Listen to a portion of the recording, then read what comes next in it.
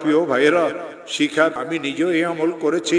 এই কোরআনে করিমকে মাথায় নিয়ে বলি, এই কোরআনে করিমকে মাথায় নিয়ে বলি, এই কোরআনে করিমকে মাথায় নিয়ে বলি, এই কোরআনে করিমকে খুলিয়ে কলিজার সাথে মিলেই বলি, আমার মাওলার নামে কসম করিয়ে বলি, যতবার আমি এই আমল করেছি নিজের জন্য, বিপদগ্রস্ত আত্মীয় স্বজনের জন্য, খোদার কসম প্রত্যেকবার আল্লাহ আমাকে এর ফলাফল হাতে হাতে দিয়েছেন।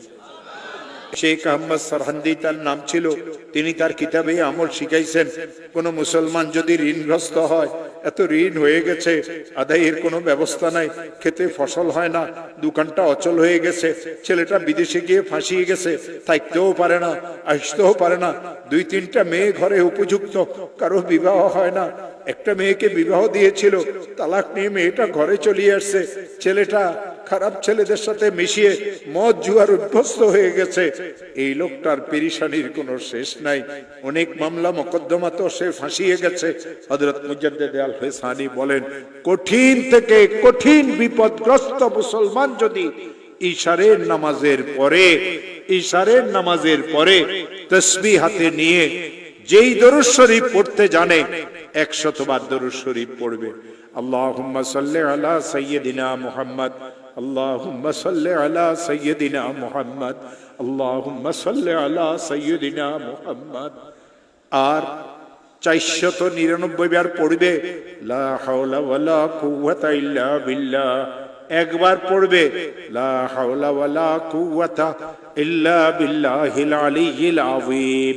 আবার 100 বার দরুদ শরীফ পড়বে, হাত পাতিয়ে বলবে, আল্লাহ আমি তো মামলা মোকদ্দমায় ফেঁসে গেছি। হাত পাতিয়ে বলবে, আল্লাহ আমার মেয়েগুলির তো বিবাহ হচ্ছে না। হাত পাতিয়ে বলবে, আল্লাহ আমার একটা মেয়ে তালাক নিয়ে ঘরে চলে এসেছে। হাত পাতিয়ে বলবে, আল্লাহ আমি মামলা মোকদ্দমাতে ফাঁসিয়ে গেছি। হাত পাতিয়ে বলবে, আল্লাহ আমার খেতে ফসল হয় না। হাত পাতিয়ে বলবে, আল্লাহ আমার ব্যবসাটা অচল হয়ে গেছে। হাত পাতিয়ে বলবে, আল্লাহ আমি সন্ত্রাসীদের দ্বারা কবলিত। হাত পাতিয়ে বলবে, আল্লাহ আমার ছেলেটা তো বিদেশে গিয়ে ফাঁসিয়ে গেছে। হাত পাতিয়ে দিয়ে বলবে, আল্লাহ আমার আরেকটা ছেলে তো অনেক খারাপ হয়ে গেছে, আমাকে মারধরও করতে চায়। মাওলা তুমি আমাকে বিপদ থেকে মুক্ত করে দাও। আমার হাতে কোরআন আছে। দেওবন্দ মাদ্রাসার একজন বড় মুহাদ্দিস হযরত মাওলানা মুফতি আমিন সাহেব পালানপুরি, তিনি আমাকে আমল শিখাইছেন। তিনি আমাকে এই কথা বলেছিলেন, মাওলানা যখন এই আমল শিখেছি নিজের জন্য, বিপদগ্রস্ত আত্মীয় স্বজনের জন্য, যখন এই আমল আমি করেছি, আল্লাহর কসম এর ফলাফল আল্লাহ আমাকে হাতে হাতে দিয়েছে। ও আমার প্রিয় ভাইয়েরা, শিখার পরে আমি নিজেও এই আমল করেছি। এই কোরআনে করিমকে মাথায় নিয়ে বলি, এই কোরআনে করিমকে মাথায় নিয়ে বলি, এই কোরআনে করিমকে মাথায় নিয়ে বলি, এই কোরআনে করিমকে খুলিয়ে কলিজার সাথে মিলেই বলি, আমার মাওলার নামে কসম করিয়ে বলি, যতবার আমি এই আমল করেছি নিজের জন্য, বিপদগ্রস্ত আত্মীয় স্বজনের জন্য, খোদার কসম প্রত্যেকবার আল্লাহ আমাকে এর ফলাফল হাতে হাতে দিয়েছে।